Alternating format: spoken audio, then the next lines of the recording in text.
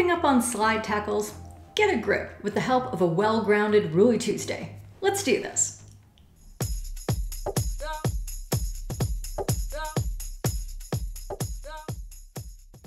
Hey friends, I'm Keely Dunn of FHumpires. You're part of the third team, and we're together again for another hot take on just one rule in the book. We're heading down the slippery slope of sliding tackles and sliding non-tackles, prompted in part by this DM from one Simon Jackson, who asked, when do you call off a goal scored from a sliding deflection?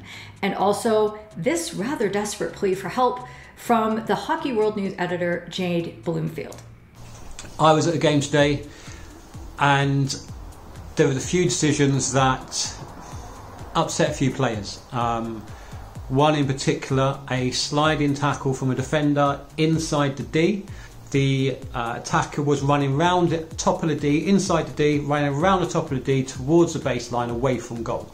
The defender slid in, ran across the top of the D, sliding tackle, cleared the ball went off onto the sideline, but as he's played the ball in motion, the forward has then gone over the top of the defender, landed in the heap on the floor.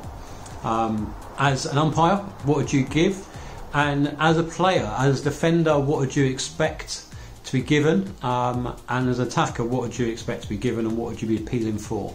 Let's get this conversation started. I'm sure Keely from FHumpires will jump in at some point and tell us exactly what should have happened. Let's dive headfirst into the rules.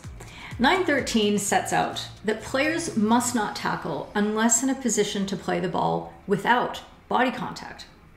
Reckless play, such as sliding tackles and other overly physical challenges by field players, which take an opponent to ground and which have potential to cause injury, should attract appropriate match and personal penalties. Local associations often have briefings like this one from England Hockey, which expands on the guidance that the FIH has been providing on this topic for the last several years. It reads, going to ground is not in itself an offense. However, the creation of danger is, as are interference or obstruction. So there's no offense if the tackler takes the ball cleanly and the opponent does not need to take evasive action. If they must take legitimate evasive action, that is to be treated as dangerous play, even if the tackler takes the ball cleanly. When a deliberate slide takes the tackler into contact with an opponent, then the personal penalty is likely to be a 10-minute yellow. Please note, this guidance is not an absolute. Circumstances may vary according to the state and the level of the match. In particular, this applies to slides that are deliberate and not genuine slips by the tackler. Finally, the latest iteration of the FIH umpires briefing has this rather concise slide on 10-minute yellow card offenses. Physical fouls, dangerous tackles that ground or trip players, including sliding tackles by both attackers and defenders. I think that here the principles have been set out clearly, at least in regard to sliding tackles. I wrote about them in a Hockey World News article that appeared about 3 years ago entitled Why Lucky Isn't Safe. And you can check that out at fhumpires.com/HWN slides. It's a pretty good read if I do say so myself. Let's deal with Jade's scenario now.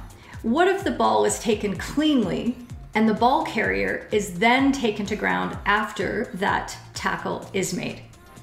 Doesn't matter.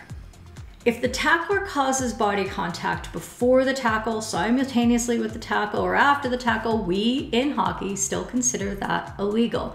This isn't football.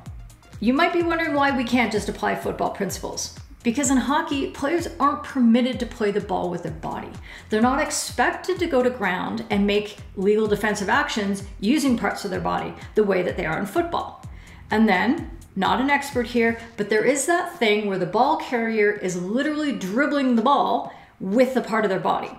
So a tackle could well have some body contact just because of that proximity. Neither of those things are true in hockey.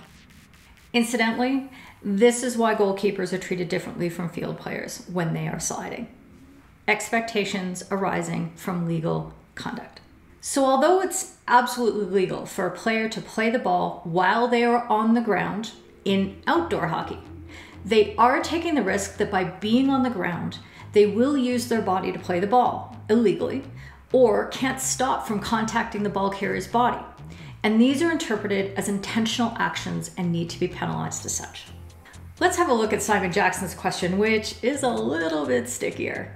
We're clear on tackles, but what about actions which aren't made against a player who has possession of the ball? The factors which make a ball carrier so very vulnerable may or may not be present, or be present to a differing degree in an attacking play like a deflection on goal.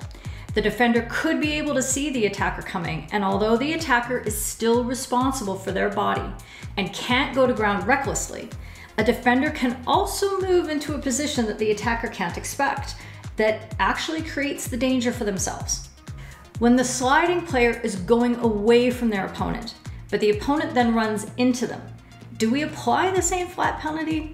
This is one of those circumstances may vary situations, and you really do have to be there.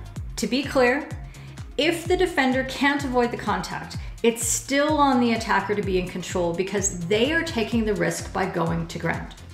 But if the defender puts themselves in a worse position through their own movement that the attacker can't possibly anticipate, the penalty may vary, or there may be no penalty at all. Back to our friend Simon. If that slide was dangerous enough to cause the defender to take legitimate evasive action, and as a result of that slide, a goal was scored, the correct decision is to call a free hit defense and to award the appropriate card to that attacker, depending on the circumstance. Because, but for that dangerous slide, the ball wouldn't have gone into the net. Just like, as in Jade's situation, but for the dangerous slide, the tackle would not have been made. Can you stick to your call now that you've reviewed this Ruly Tuesday? Get a grip and hit the like button and then slide into the comments and replies. Maybe even tag a slide happy tackler on your team who could use a gentle nudge. And if you think this was good value, go to FHU3T.com and join the FHumpires 3rd team. Starting at just $3 a month, you can support our work and get special access to crazy valuable content that is going to help make you a better umpire. See you over there, and ciao for now.